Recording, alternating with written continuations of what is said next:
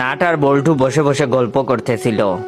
তখন নাট বল্টুকে বলল, দোস্ত, তোর নিজের কোন গুণটিকে তুই বড় মনে করিস? তখন বল্টু বলল, দানশীলতা।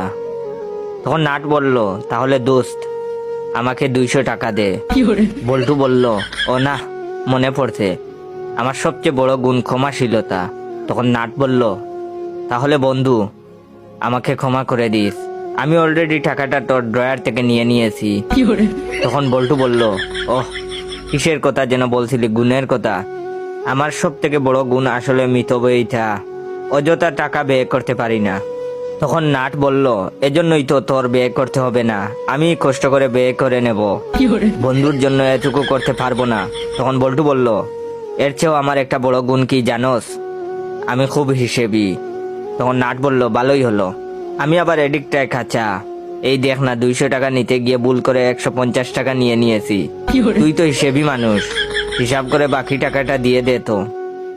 তখন বল্টু বলল, দোস্ত, দেখতেই পাচ্ছিস, তুই এত পক পক করার পরও আমি ধৈর্য ধরে তোর অবান্তর কথা শুনছি, বুঝতেই পারছিস আমার সবচেয়ে বড় গুণ ধৈর্য ধারণ করা।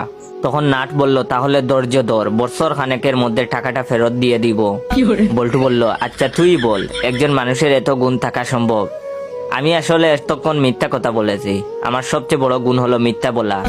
দে, টাকাটা ফেরত দে। তখন নাট বলল, ওহ, টাকাটা না দেওয়ার জন্য এতক্ষণ যা যা বললি সব মিথ্যা ছিল, ধন্যবাদ, আমি জানতাম তুই টাকাটা দিবি, যাই খরচ করে আসি।